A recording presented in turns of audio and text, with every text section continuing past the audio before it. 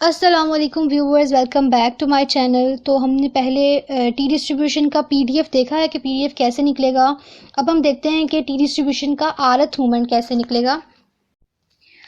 तो T distribution के आरथ movement के लिए सबसे पहले तो हम देखते हैं कि पीडीएफ हमने क्या निकाला था। हमारा पीडीएफ निकला था 1/√n beta of n/2 1/2 and 1+t² n की पावर n+1/2 एंड t की लिमिट होती है -इन्फिनिटी से +इन्फिनिटी।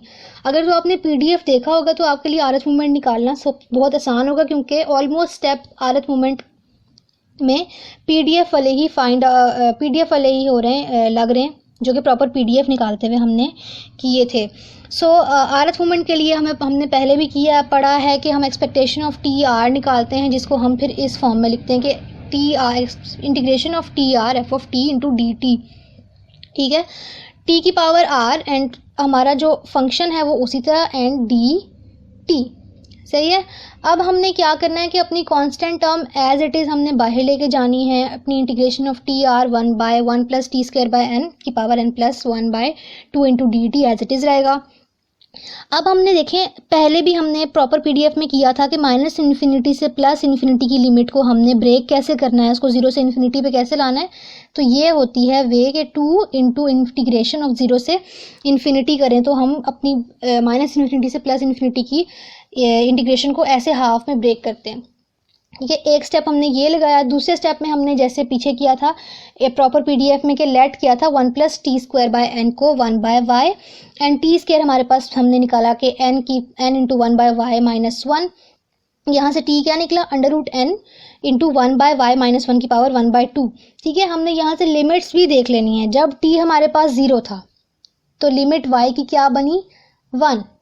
जब t इन्फिनिटी था तो y क्या हुआ 0। यहाँ पे देखें, अगर t हम 0 रखें तो y क्या आ जाएगा 1। जब t इन्फिनिटी रखें तो y क्या आ जाएगा 0। सही है, यहाँ पे आप पुट करके देख भी सकते हैं। देखें, t 0 रखा, जब हमने t 0 रखा तो √n 1/y -1 की पावर 1/2, यहाँ से 1/y -1 इक्वल टू 0 हुआ। ठीक है, तो 1/y इक्वल आ गया 1 के, यानी y भी क्या हुआ इक्वल टू 1। सही है। इसके बाद हम ये देख लेते हैं कि इसके बाद उसको डेरिवेटिव भी लेना है। एज इट इज़ वही स्टेप लेना है कि डेरिवेटिव वाला स्टेप लेना है। उसके बाद हमने उसको इक्वेशन नंबर 1, जो कि हमने इस इक्वेशन को कहा था कि इक्वेशन नंबर 1 है, वहाँ पे पुटिंग कर देनी है। जबकि t को हमने निकाला था √n इंटू 1/y -1 की पावर 1/2, तो t ऑफ r था तो बाहर पावर में क्या आ गया r, और 1+t² को कहा था 1/y है तो 1/y पुट कर दिया एंड डी ऑफ टी हमारे पास ये पूरी टर्म आई थी √n/2 1/y -1 की power -1/2 and -1/y² into D of Y. Almost नहीं बल्कि सारे ही स्टेप हमारे प्रॉपर पीडीएफ वाले यूज हो रहे हैं इसमें। ठीक है, अब यहाँ पे आप देखें तो हमने कहा था कि 0 पे लिमिट 1 और 0 पे 1 है एंड इन्फिनिटी पे 0। तो ये लिमिट भी तो उल्टी है ना, 1 से 0 पे तो होती नहीं, 0 से 1 पे होनी चाहिए। तो ये भी हम देखते हैं, बल्कि आपने ये प्रॉपर पीडीएफ में किया है कि 0 से 1 पे उसको कैसे लाना है। तो ये भी यहाँ पे भी वही स्टेप लगेगा। मैं आगे आपको बताती हूँ कि कैसे होगा। सही है। अब ये √n इस √n से क्या हो गया कैंसिल। ये n की पावर 1/2 इंटू आर है, यानी n की पावर r/2, इसको कांस्टेंट को बाहर निकाला। ये वाली चीज़ उसी तरह एज इट इज़ रही। यहाँ से 1/y -1 की पावर r/2 हो गया, ये r/2 एंड यहाँ से 1/y की पावर -1/2। बेसिस सेम थी, पावर्स क्या हो गई ऐड, तो r/2 -1/2 इस तरह से आया।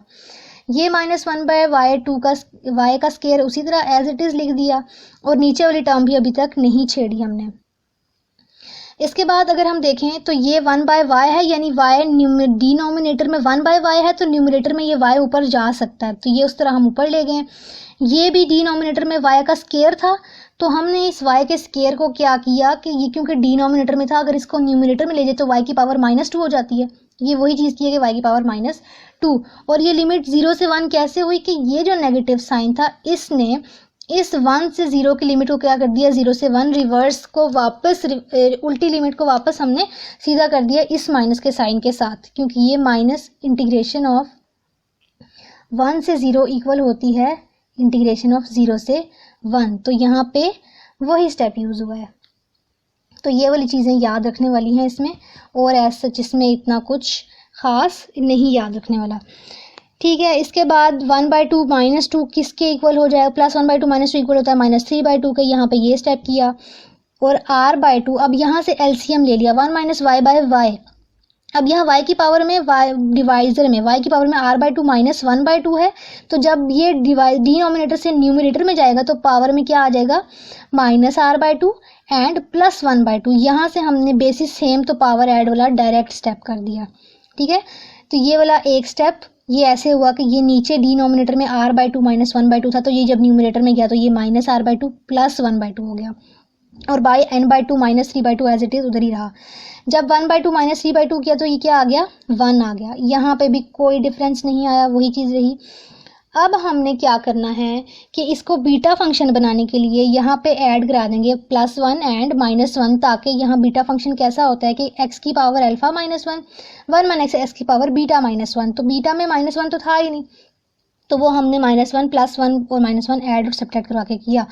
-1/2 +1/2 इक्वल होता है +1/2 के, एंड ये n/2 -r/2 as it is रहेगा। अब ये बन गया है बीटा फंक्शन, तो यहाँ से हमने यूजिंग बीटा फंक्शन इसको लिख दिया n/2 -r/2 एंड r/2 +1/2, ये वो चीज़ लिख दी है। अब ये कांस्टेंट टर्म और ये हमारा बीटा फंक्शन, इसको थोड़ा सा ओपन करके हमने सॉल्व किया, तो n की पावर r/2, ये कांस्टेंट, ये देखें ये बीटा फंक्शन हमने ओपन किया, gamma of n/2 +1/2 gamma of n/2 gamma of 1/2। Gamma of 1/2 हमारे पास इक्वल होता है स्क्वायर रूट ऑफ पाई के, वो हमने स्क्वायर रूट ऑफ पाई यहाँ पे लिख दिया। अब इसको हम इस फॉर्म में लिखें या हम इसको इस फॉर्म में लिखें, कोई फ़र्क कोई डिफरेंस नहीं आता, तो हमने इसको इस फॉर्म में लिख दिया। तो ये हमारे पास निकलना था rth movement of T distribution. So I hope आपको वीडियो पसंद आई होगी। अगर आपको वीडियो पसंद आई है तो वीडियो को लाइक कर दें, शेयर कर दें, और चैनल को लाजमी सब्सक्राइब कीजिएगा। Thank you so much.